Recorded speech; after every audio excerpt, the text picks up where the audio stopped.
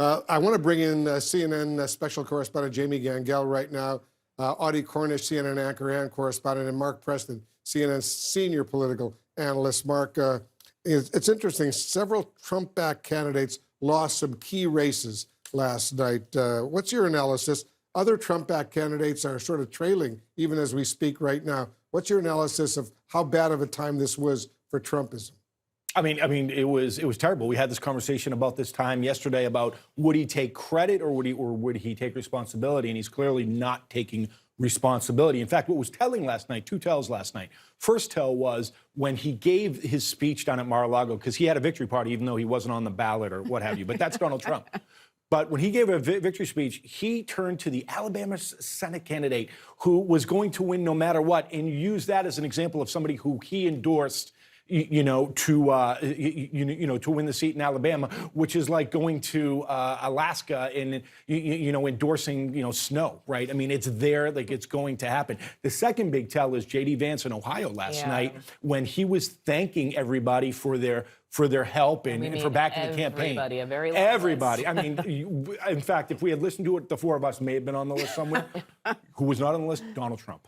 Yeah, he mentioned about 30 names, right? And he didn't mention Donald Trump. Yeah, and he was a Trump backer. He was, and one thing this made me think of is there was so much conversation about where Biden needed to be and if it was a hurt or a help for Biden to stand next to a candidate. I think people may, again, review where Trump was and whether or not it hurt or helped. Right. In Pennsylvania, bringing Mehmet Oz on stage with Doug Mastriano, a candidate who was very much struggling and had been, pretty well defined by his rival in ads, I don't think that helped Oz. And I think people are going to really be scrutinizing where Trump is helpful. And if it's not in purple and swing states, that's a problem. Yeah, it certainly is. Jamie, we know Trump, based on our reporting, is fuming right now over the results, at least so far.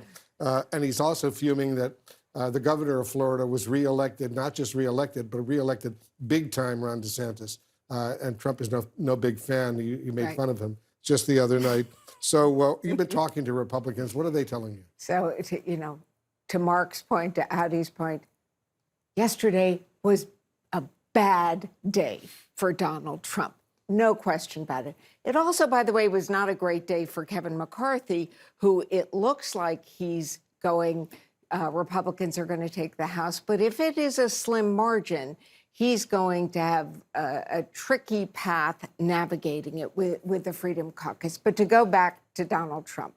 So what does this mean to him? He is never going to take the blame. He's going to say, oh, they were weak candidates, not my fault. He'll always take the credit. He'll look at his polls, his ratings, as he likes to call them. But Trump never admits defeat.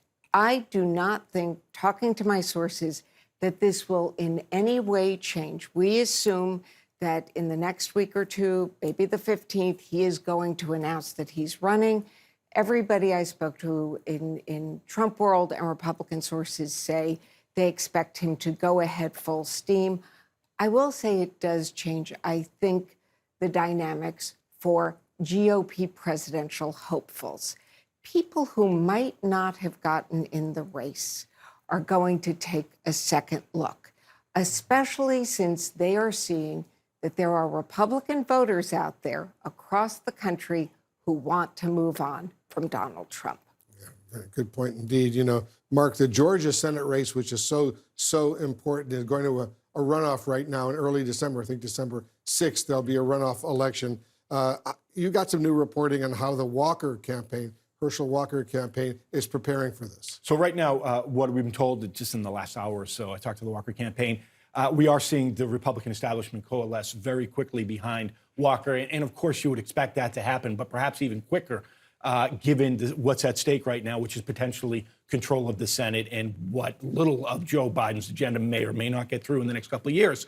But I'm told that Ted Cruz will be the first senator we'll see tomorrow who arrive in there, will campaign for Walker. He'll be one of many over the next month. Expect to see a lot of Republican senators down there. What was interesting, what the Walker campaign told me just a short time ago, is that they said it was smart that Joe Biden didn't come into Georgia. It was a very smart move on the Warnock campaign because they weren't able to tie him as tight as they wanted to. what we should expect in the next 3-4 weeks into this runoff is we're going to see an incredible amount of exposure just on Warnock himself and how control of the Senate, the control of the Republican conservative agenda or the establishment of one is going to rest on this race. One thing about DeSantis, because I do think this is really interesting, and in some ways it's sad, DeSantis, a huge winner, we all know that, okay? But DeSantis has a hurricane coming into Florida right now, which is awful, but he can use this as an opportunity to show leadership skills coming off of just an amazing night that he Or the had. flip side is that's why people respond to him, because fundamentally he does try and do the job of governing. Right. And I think while this wasn't a referendum on Trump in the way people expected, it was a referendum on Trumpism. What does it mean to be that kind of candidate? Does it involve election denial? And do swing and independent voters actually want to go with you going forward into the future with that agenda?